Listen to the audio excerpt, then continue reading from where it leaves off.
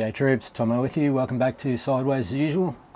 As I mentioned last week, I'd be doing a bit of a tangent from my What's in My Garage series this week, but it's directly related to the type of vehicle that will be featured after this week, which is 1/24th scale crawlers.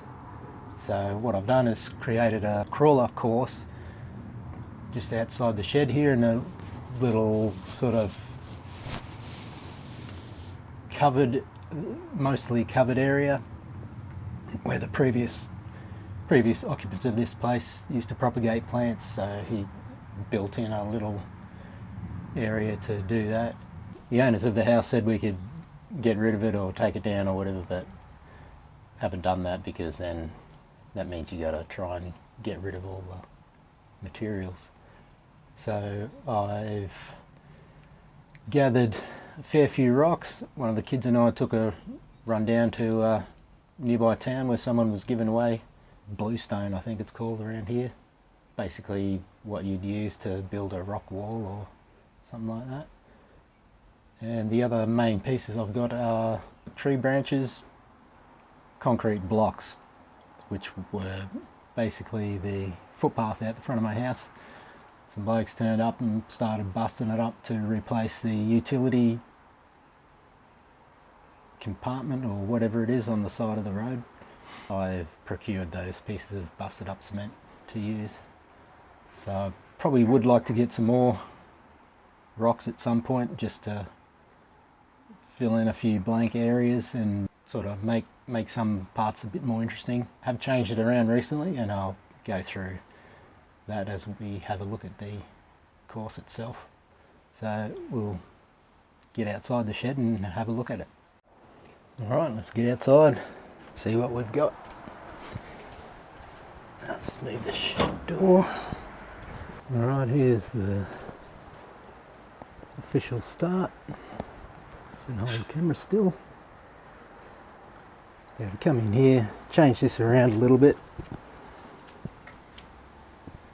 Do a bit of more challenging entry. And come on here. So I've tried to build it with having a few different lines to choose from. Come along here. Up underneath this bench, I guess you call it. I did change that part around recently to try and make it a bit more challenging. I'm not sure if I want to keep it the way it is, because I feel like there's sort of too many rocks in there, sort of wasted rocks underneath that could be used in another spot, but it's not too bad at the moment. You can choose a few different ways up. And we'll go around the other side. That's the pile of sticks that I mostly used when I first built the course, and kept some sticks in a couple of spots, but mostly replaced it with stone and rocks. So come over the ridge down here. Here I am. Sun's not in the greatest spot at this time. So come along. Yeah, and we've got two lines up to the first transition up to the next level. So we've got this rock line up here, which I've changed around recently to make it a bit more challenging. This spot just here is pretty tricky. Get a bit of sliding sideways and you got to get the right line to get up there. And the other side is spray foam insulation stuff. Just sprayed it into that bit of packaging. Looks pretty cool. If you didn't know what spray foam looks like after it's been in the sun, and that's what it looks like. It goes that colour. It's a bit of a tricky line, as it's quite narrow on the foam.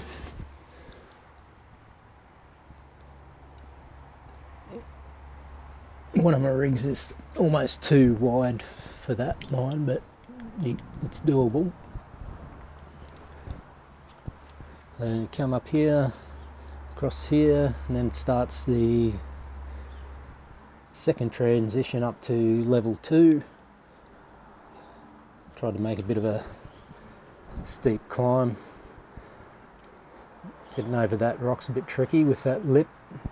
And then onto this wooden part, which is, I think it's around 45 degrees, but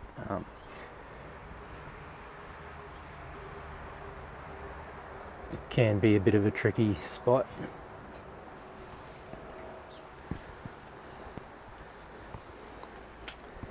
And we come up to here, and then another transition up to the 3rd level. And some rocks. It's a pretty narrow climb. Then we come up to the 3rd level. So they're the cement blocks that I got off the street. So just recently I had all this, like had that up that little hill and break over onto more rocks that came down and covered all this, but it was sort of a pain in the ass to turn around. So had to do like a 48 point turn to get around. So just either come up over here down the wood and then just turn the car around by hand and go back over, or try and come up on top and do a U-turn around, go back down. And over here, this section started off as mostly wood, so I've taken most of the wood out and replaced it with the rocks from over this side. So I try to get some angles and side hilling spots. So along here is quite tricky. You need to get your line right, otherwise you just slip off the edge over there. And down along here, along this bit of foam bit, more concrete blocks. And then the first of the main spray foam pieces I made, decided to, this was all, from here up to here was all sticks. It's just a couple of rocks at the end. So I took all the most of the sticks out and replaced that, put my bit of foam there, like just a bit of a, it's not much of an obstacle, but anyway. And a bit of a tricky turn down into the suspension bridge with a bit of a foam obstacle in the middle.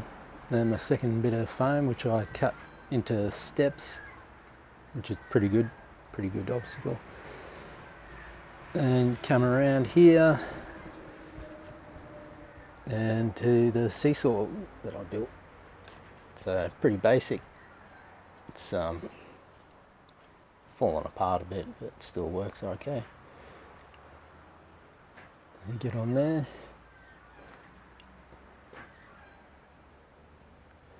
So depending on how you get off it, it does bounce back, so you could just go around in a circle if you wanted to, or if it stayed down, then you could do a U-turn and come back around the opposite way. But usually it's sitting down that way. And you come around here, you can either cut across there, or go up around top, down here. Across here is a bit of a tricky line, quite a steep side angle. Then start the return journey. And that's about it. So wouldn't mind getting some more rocks and maybe filling this out again. I'm not sure. And having like clear that bit out and have that full of rocks so you can come in and out there. would be good as well. See if I can get a bit of a wide shot of where it is. So there's the shed. There's the start, and there's the seesaw section.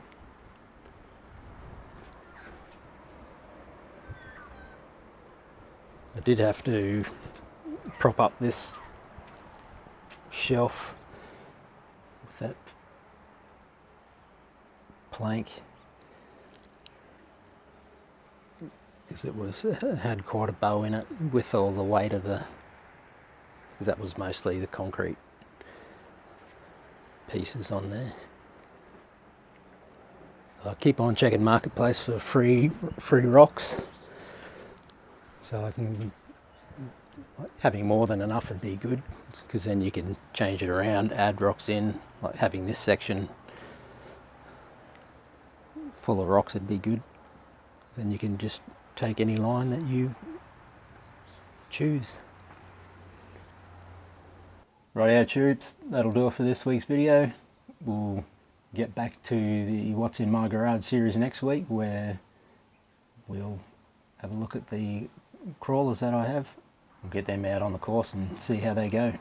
Catch us next week. See ya.